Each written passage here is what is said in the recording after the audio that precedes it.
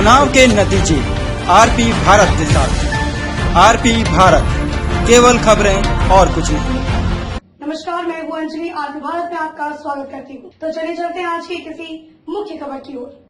आगामी विधानसभा चुनाव को लेकर तीसरे चरण के पहले दिन एक नामांकन होने के बाद संध्या 5 बजे सुपौल समाहरणालय स्थित टीसीपी भवन में चुनाव की तैयारियों को लेकर विस्तार से चर्चा करते हुए जिलाधिकारी महेंद्र कुमार और पुलिस अधीक्षक मनोज कुमार ने संयुक्त प्रेस कॉन्फ्रेंस कर कहा कि बिहार विधानसभा चुनाव के तीसरे चरण के चुनाव भयमुक्त और शांतिपूर्ण तरीके से संपन्न कराने की मुकम्मल तैयारी की गई है।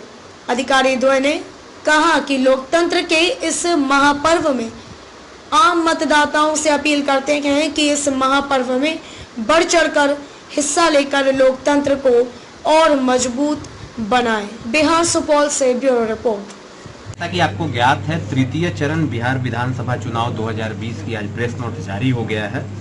आज से ही सभी 5 विधानसभा क्षेत्र में निर्वाची पदाधिकारी के द्वारा नामांकन की प्रक्रिया शुरू की गई है। आज प्रथम दिन था। केवल एक सुपौल विधानसभा क्षेत्र में एक प्रत्याशी सुरेश कुमार आजाद, जो कि जय हिंद पार्टी के प्रत्याशी हैं, उनके द्वारा नामांकन दाखिल किया गया है। यह नामांकन की प्रक्रिया अंतिम 20 अक्टूबर 2020 तक चलेगी। संवीक्षा स्क्रूटिनी 21 अक्टूबर 2020 को होगा। अभ्यर्थिता वापसी की अंतिम तिथि 23 अक्टूबर 2020 है। मतदान की तिथि 7 नवंबर 2020 है और मतगणना की तिथि 10 नवंबर 2020 है।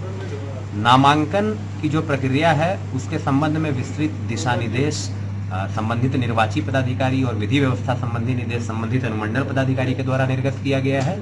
जैसा कि आपको ज्ञात है, कोविड संक्रमण के मद्देनजर भारत निर्वाचन आयोग के द्वारा बहुत सारी बदलाव इस बार किए गए हैं, लोगों के इसको देखते हुए, सेफ्टी को देखते हुए।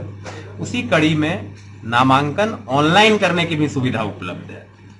प्रत्याशी ऑनलाइन नामांकन दाखिल करके उसका प्रिंट आउट लेके भी नॉमिनेशन फाइल कर सकते हैं संबंधित निर्वाची पदाधिकारी के पास। अधिकतम लोग जो कि नामांकन के समय प्रत्याशी के साथ जा सकते हैं वो 2 है और 100 मीटर की परिधि में केवल 2 गाड़ियां ही प्रवेश कर सकती हैं नामांकन के लिए। जो सभा के लिए अनुमति दी जानी है, चाहे अन्य अनुमति जो प्रत्याशियों के द्वारा ली जानी है, उसके लिए सिंगल विंडो सिस्टम सभी निर्वाची पदाधिकारी के कार्यालय में कार्यरत है। इसके अलावा जिला स्तर पे भी एक सिंगल विंडो सिस्टम जिला समाहरणालय में अवस्थित है, जिसमें महत्वपूर्ण जो आदेश या उनको अनुमति चाहिए होती है वो वहां से निर्गत किया जाएगा। इसके अलावा व्यापक स्तर पर लोगों को जागरूक करने के लिए स्वीप के कार्यक्रम चलाए जा रहे हैं। जागरूकता रथ सभी पंचायतों में चल रही हैं।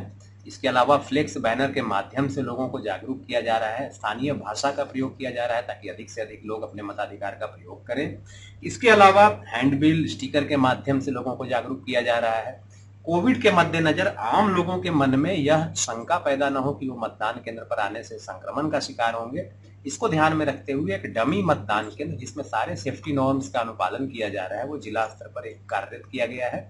साथ ही ऐसे सभी डमी मतदान केंद्र निर्वाचन जो संबंधित निर्वाची पदाधिकारी का कार्यालय है वहां मुख्यालय में किया गया है और अन्य प्रखंडों में भी किया जा रहा है, ताकि आम लोगों को कोरोना संक्रमण के मद्देनजर बूथ पे जो एहतियात बरतने के कार्य के इंतजाम किए गए हैं, जैसे सैनिटाइजर मैंडेटरी सभी वोटर्स को उपलब्ध कराया जाएगा, एक ग्लव्स सभी वोटर्स को उपलब्ध कराया जाएगा, बिना मास्क के मतदान केंद्र के अंदर एंट्री नहीं अलाउड है तो उनको मास्क उपलब्ध कराया जाएगा। इसके अलावा सोशल डिस्टेंसिंग के जो मानक है उनका ध्यान रखा जाएगा। मैंडेटरी थर्मल स्क्रीनिंग हर एक वोटर्स की जाएगी। जो तापमान है जिन वोटर्स का अधिक होगा उनको एक प्री प्रिंटेड टोकन दिया जाएगा और अंतिम 1 घंटे में उन्हें मतदान करने के लिए कहा जाएगा। साथ ही जो बायोमेडिकल वेस्ट हमारे जनरेट होंगे उनको सुरक्षित तरीके से निपटान करने के लिए कार्य योजना तैयार है। तो इन सभी के बारे में लोगों को जागरूक किया जा रहा है ताकि लोग अधिक से अधिक संख्या में आके अपने मताधिकार का प्रयोग करें। विधि व्यवस्था के दृष्टिकोण से भी काफी कार्रवाई की जा रही है। हम लोगों ने वल्नरेबिलिटी मैपिंग की एक्सरसाइज की है। जो भी हमारे असामाजिक तत्व हैं जिनको हम लोगों ने आइडेंटिफाई किया है, जो कि चुनाव में दखल डाल सकते हैं, शांतिपूर्वक और भयमुक्त वातावरण को डिस्टर्ब कर सकते हैं, वैसे लोगों के विरुद्ध 107 की कार्रवाई की जा रही है। उन्हें बाउंड डाउन किया जा रहा है। करीब 109 लोगों के विरुद्ध सीसीए का प्रस्ताव पुलिस अधीक्षक के द्वारा समर्पित किया गया है, जिसमें 19 लोगों के अगेंस्ट आदेश पारित किया गया है। तो एक शांतिपूर्वक भयमुक्त वातावरण में चुनाव संपन्न कराने के लिए जिला प्रशासन प्रतिबद्ध है। इसको लेकर जो भी तैयारियां की जानी है वो सारी की जा रही है। मैं बस आपके माध्यम से अपील करूंगा कि अधिक से अधिक लोग इस वातावरण में आके अपने मताधिकार का प्रयोग करें और अपनी सहभागिता इस लोकतंत्र के इस महान पर्व में अपनी सहभागिता सुनिश्चित करें। ऐसी शिकायतें पिछली बार भी थी, पिछली लोकसभा में भी 3 जगह से ऐसी शिकायतें मिली थी जहां वोट बहिष्कार हुआ था। मताधिकार के लिए जागरूक करना हमारा काम है। हम लोगों को उनके मताधिकार को यूज करने के लिए प्रोत्साहित करते हैं। कई बार अगर वो खुश नहीं है किसी पर्टिकुलर कैंडिडेट के अगेंस्ट, तो उनके लिए उनके पास नोटा का विकल्प है। हम लोगों ने लास्ट टाइम भी बड़े पैमाने पे लोगों को नोटा का विकल्प बताकर उनके बारे में अवेयर कर कर उन्हें कहा था कि आप कोई भी विकल्प हो, अगर आपको कोई प्रत्याशी नहीं लग रहे हैं, आप किन्हीं को मत चुनिए। बट ये एक बहुत बड़ा डेमोक्रेटिक एक्सरसाइज है, इससे दूर रहना समस्या का समाधान नहीं है। इसी कड़ी में अभी भी हमें जो ज्ञात हुआ है कि तटबंध के अंदर कुछ जगहों पे ऐसी शिकायतें आ रही हैं जहां की लोग मतदान बहिष्कार का निर्णय ले सकते हैं। वहां पर हम लोग अपनी जो स्वीप टीम है उनको और जिला स्तरीय टीम है वो जाकर उन्हें काउंसलिंग करेगी, उन्हें अवेयर करेगी। दूसरी बात है, कई ऐसी भी शिकायतें होती हैं जहां पे लोग दूसरों को वोट बहिष्कार करने के लिए प्रेरित करते हैं।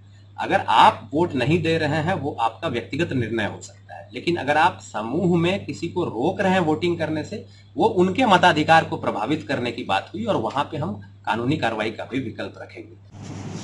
साहब, क्या तैयारी है, कितने टीम आई हुई है अर्धसैनिक बलों की?